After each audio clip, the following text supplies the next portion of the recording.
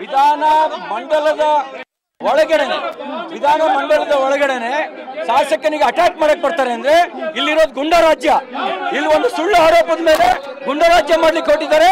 ಇಲ್ಲೇ ರಕ್ಷಣೆ ಇಲ್ಲ, ನಿನ್ನೆ ರಕ್ಷಣೆ ಕೊಡ್ತಾರೆ, ಜನಸಾಮಾನ್ಯರಿಗೆಲ್ಲ ರಕ್ಷಣೆ ಕೊಡ್ತಾರೆ.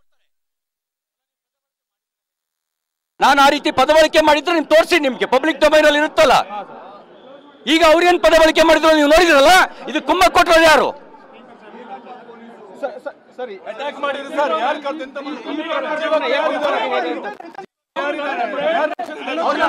ಅವ್ರ ಕಸ್ಟಡಿ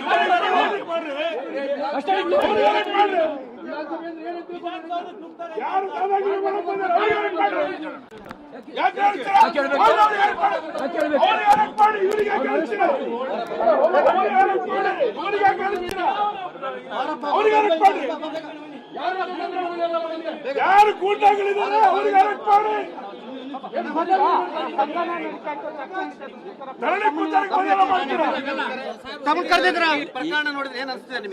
ಇಲ್ಲಿ ಕಾಂಗ್ರೆಸ್ ಟೂಲ್ ಕಿಟ್ ರಾಜಕಾರಣದಲ್ಲಿ ಪ್ರಖ್ಯಾತಿಯಾಗಿದೆ.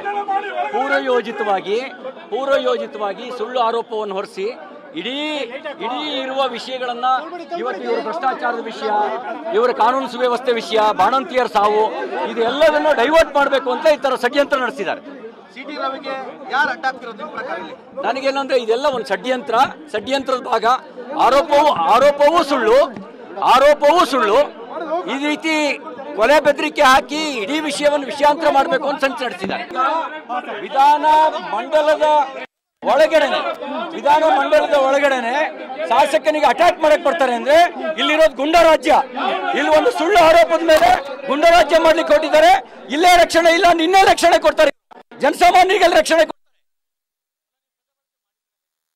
ನಾನು ಆ ರೀತಿ ಪದಬಳಕೆ ಮಾಡಿದ್ರೆ ನೀವು ತೋರಿಸಿ, ನಿಮ್ಗೆ ಪಬ್ಲಿಕ್ ಡೊಮೈನ್ ಅಲ್ಲಿ ಇರುತ್ತಲ್ಲ. ಈಗ ಅವ್ರೇನ್ ಪದಬಳಕೆ ಮಾಡಿದ್ರು ನೀವು ನೋಡಿದ್ರಲ್ಲ. ಇದು ಕುಮ್ಮ ಕೊಟ್ಟರು ಯಾರು? ಸರಿ, ಅಟ್ಯಾಕ್ ಮಾಡಿದ್ರು ಸರ್. ಯಾರು ಕರ್ತಿಂತ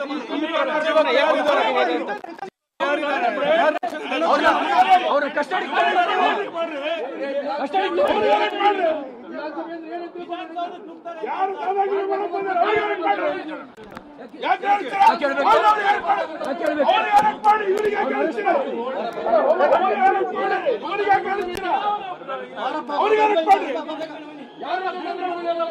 ಯಾರು ಗೂಂಡಾಗಳಿದ್ದಾರೆ ಅವರಿಗೆ ಅರೆಸ್ಟ್ ಮಾಡಿ.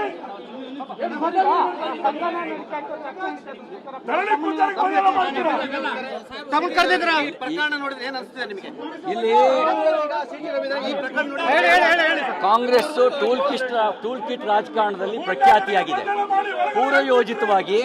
ಪೂರ್ವಯೋಜಿತವಾಗಿ ಸುಳ್ಳು ಆರೋಪವನ್ನು ಹೊರಿಸಿ ಇಡೀ ಇರುವ ವಿಷಯಗಳನ್ನ ಇವತ್ತು ಇವರ ಭ್ರಷ್ಟಾಚಾರದ ವಿಷಯ, ಇವರ ಕಾನೂನು ಸುವ್ಯವಸ್ಥೆ ವಿಷಯ, ಬಾಣಂತಿಯರ ಸಾವು, ಇದೆಲ್ಲದನ್ನು ಡೈವರ್ಟ್ ಮಾಡಬೇಕು ಅಂತ ಈ ತರ ಷಡ್ಯಂತ್ರ ನಡೆಸಿದ್ದಾರೆ. ನನಗೇನಂದ್ರೆ ಇದೆಲ್ಲ ಒಂದು ಷಡ್ಯಂತ್ರದ ಭಾಗ. ಆರೋಪವೂ ಸುಳ್ಳು. ಈ ರೀತಿ ಕೊಲೆ ಬೆದರಿಕೆ ಹಾಕಿ ಇಡೀ ವಿಷಯವನ್ನು ವಿಷಯಾಂತರ ಮಾಡಬೇಕು ಅಂತ ಸಂಚು ನಡೆಸಿದ್ದಾರೆ.